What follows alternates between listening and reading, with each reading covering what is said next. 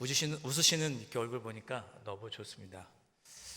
성탄절은 우리가 마땅히 지켜야 되는 날입니다.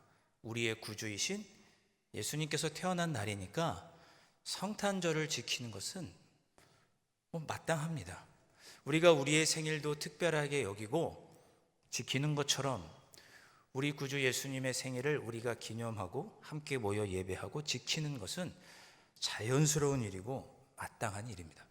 그래서 교회는 오랜 시간 동안 교회는 이 성탄절, 예수님이 오신 날을 기념하여 기쁘고 즐겁게 보냈습니다. 자, 그런데 교회가 오랫동안 이 성탄절을 지키다가 한 가지 궁금한 것이 생겼습니다. 예수님은 왜 하필 사람의 몸을 입고 오셨을까?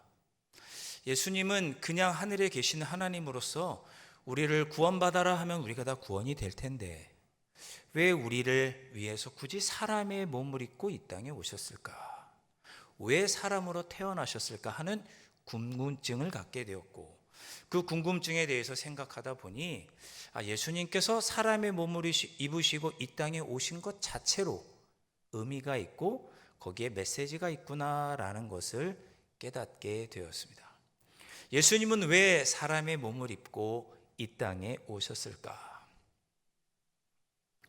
오늘 성탄절인데 제가 조금 징그러운 얘기를 먼저 좀 하겠습니다. 19세기 말에 지금의 체코에서 태어난 40세의 젊은 나이로 작고한 소설가가 있습니다. 이름은 프란츠 카프카라고 하는 소설가입니다. 아주 유명한 소설가인데요. 그가 1915년에 소설을 하나 쓰게 됩니다. 소설 제목이 뭐냐? 변신입니다. 로버트 변신 할 때 그런 변신이에요. 이 카프카는 원래 소설을 쓰고 싶었는데 아버지의 강요에 의해서 어쩔 수 없이 법학을 공부했고, 또 그래서 공단에서 법과 관련된, 노동과 관련된 보험을 파는 그런 사람이었습니다. 그런데 이 카프카가 그래도 소설을 쓰고 싶은 마음이 있어서 집에 돌아오면 밤에 몰래 소설을 쓰고 했거든요. 그러던 어느 날 영감을 받아서 하루 만에 소설을 쓰게 됐는데 그 소설이 바로 변신이라고 하는 소설입니다. 이 소설은 어떤 의미에서 굉장히 충격적인데요. 왜냐하면 이 소설 변신의 도입부가 매우 충격적이기 때문입니다. 이 소설이 이렇게 시작이 됩니다. 제가 한번 읽어보겠습니다.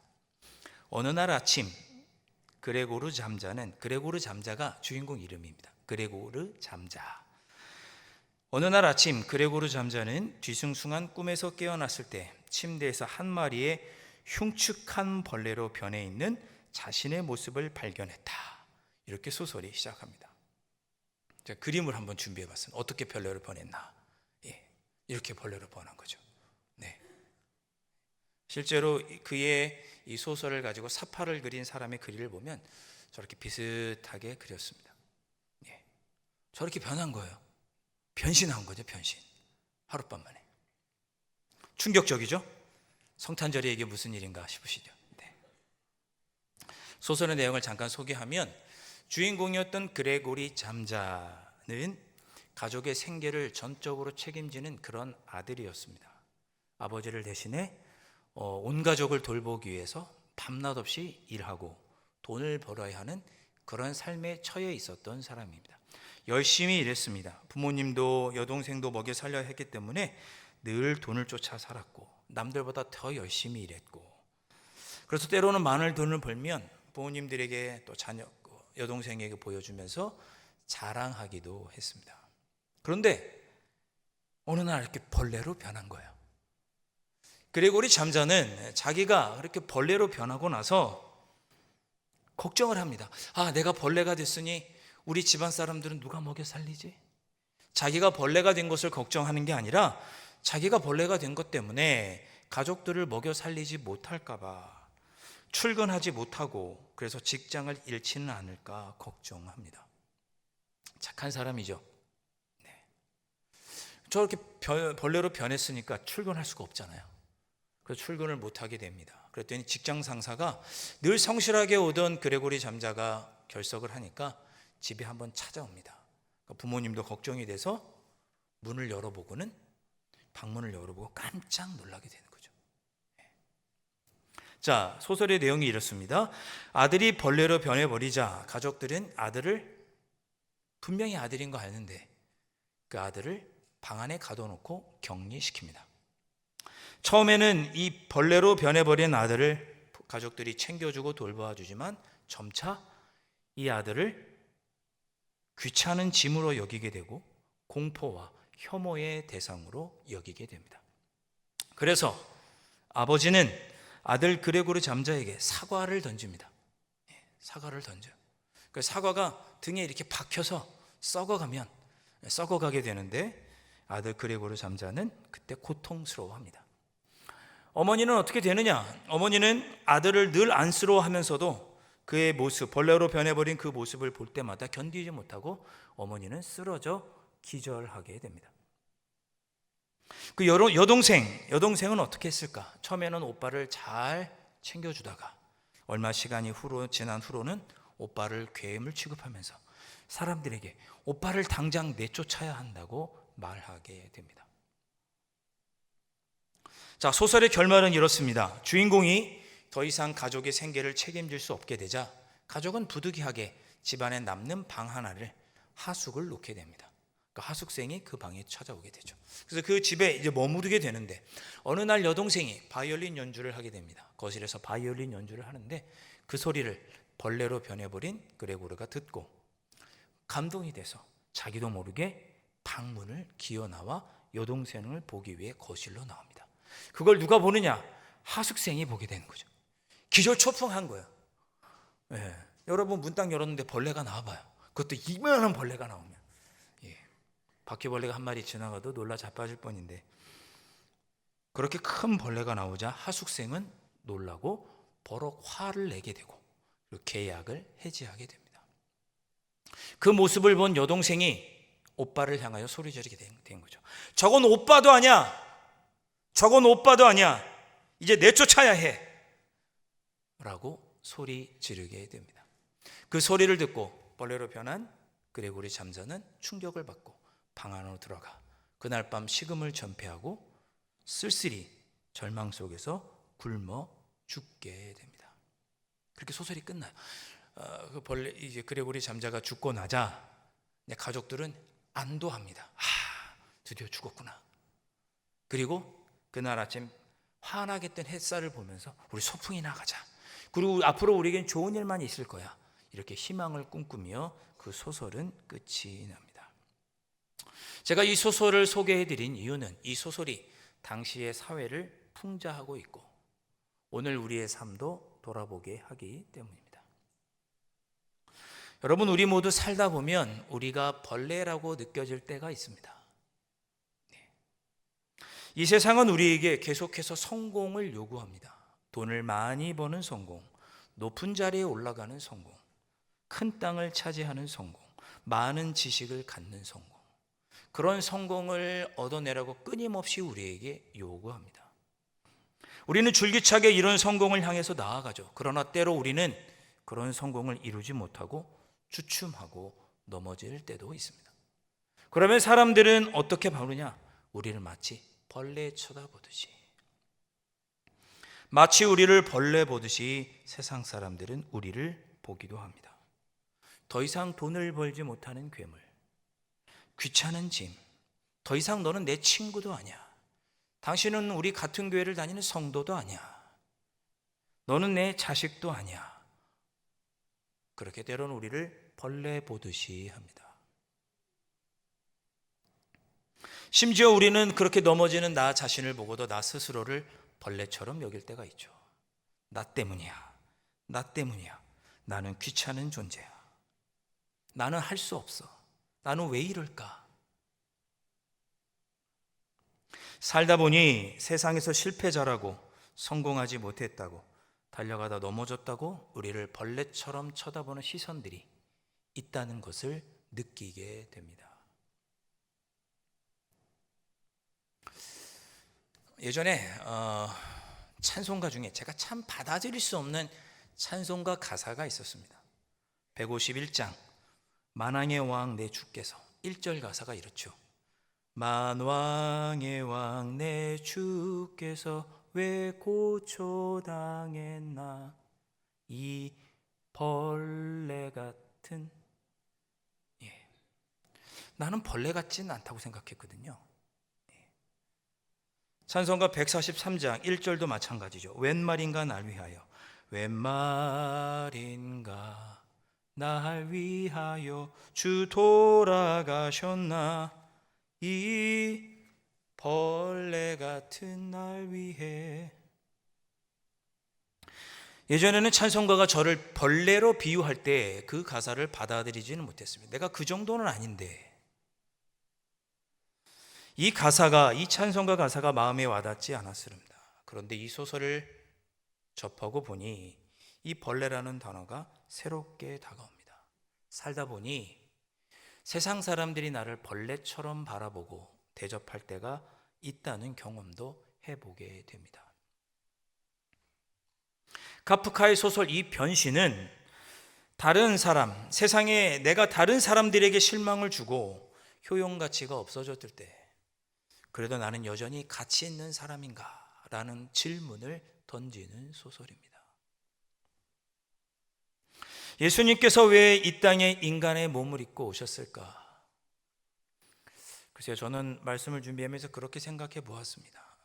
하나님이신 예수님께서 친히 사람의 몸을 입고 오시는 것이 마치 사람이 벌레가 된 것처럼 신이 인간이 된 것이 그 정도의 헌신과 낮아짐은 아니었을까?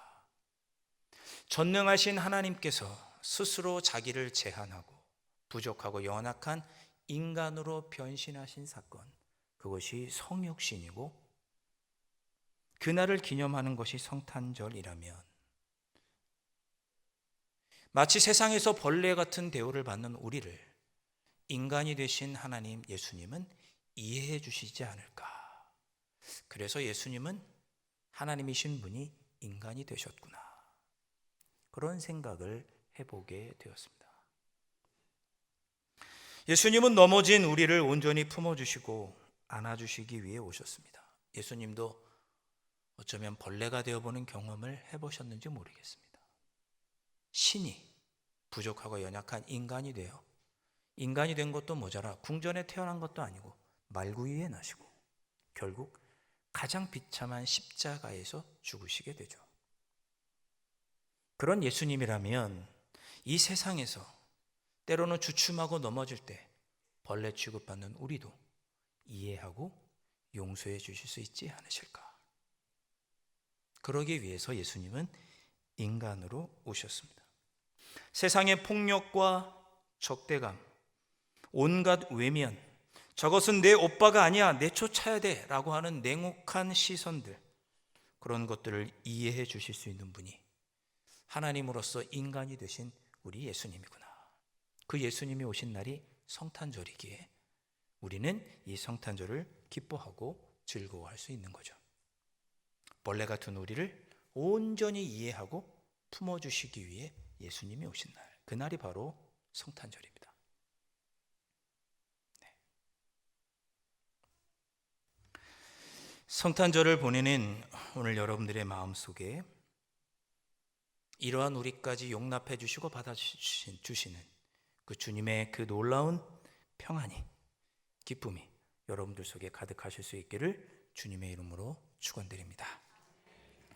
성경을 보면 벌레 취급받았다가 회복된 한 사람이 있습니다. 여러 사람이 있겠지만 벌레 취급받다가 사람 대우받은 한 사람이 있습니다. 누구냐면 예수님께서 하셨던 돌아온 탕자 비유의 둘째 아들입니다. 여러분 너무나 잘 아시죠? 누가복음 15장의 비유 보면 예수님께서 돌아온 탕자 비유를 하십니다. 돌아온 탕자 비유를 보면 여러분 잘 아시겠지만 둘째 아들이 아버지에게 미리, 아버지가 돌아가시지도 않았는데 유산을 달라고 해서 그 유산을 받아서 먼 타향으로 가죠.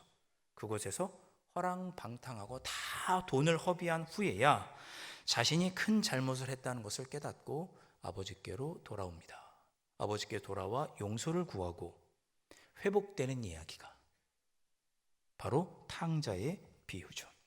자, 이 예수님의 비유를 모티브로 해서 한 조각가인 마가렛 아담 스파커라고 하는 여성 조각가가 한 동상을 만들게 됩니다. 누가복음 15장 이 탕자의 비유를 모티브로 해서 동상을 제작했고, 이 동상을 미국에 있는 듀크 대학교 신학교에 기증하게 됩니다. 자, 그 동상이 어떤 동상이냐? 사진을 한번 보여주실까요? 그 동상이 이 동상입니다. 이 동상의 제목의 이름은 화해입니다. 화해. 아버지와 작은 아들, 큰 아들이 모두 함께 나오는 동상입니다. 반대편에서 본 그림도 한번 보여주시겠습니까? 이렇게 되어 있습니다. 높이는 한 120cm 정도, 제 가슴 정도 오는 높이의 동상이고 2005년에 제작을 해서 듀크 대학교 신학교에 기부가 헌정이 되었습니다. 근데 이 동상을 자세히 보면 복장이 현대식 복장입니다. 청바지 같은 거 입고 티셔츠 같은 거 입고 있는 그런 복장이죠. 이 조각가는 누가복음 15장을 현대적으로 재해석해서 동상을 만들었습니다. 자, 그런데 이 동상을 자세히 한번 보시면, 먼저 작은 아들의 얼굴을 한번 보시면 작은 아들은 무릎을 꿇고 아버지에게 기대어 있습니다. 누더기 옷을 입고 맨발로 아버지에게 용서를 구하고 매달려 있는 그런 모습입니다. 자, 그러면 아버지는 어떤 표정일까요? 아버지는 허리가 굽고 연약한 모습으로 작은 아들을 한 손으로 끌어안고 있습니다. 동시에 고개를 돌려서 큰 아들을, 화가 나 있는 큰 아들을 바라보고 그에게 손을 대고 있습니다. 아버지는 작은 아들과 큰 아들 사이에서 다리 역할을 하고 있는 거죠. 양쪽 모두를 끌어안고 있는 아버지의 모습입니다. 지금 보여지는 그림은 큰 아들이죠. 다시 한번 큰 아들 사진 보여주시겠습니까? 큰 아들은 아버지를 보지 않고 동생도 보지 않습니다. 팔짱을 낀 채로 화를 내면서 아버지에게도 동생에게도 등을 돌리고 있습니다. 자, 저 얼굴 표정을 한번 보세요.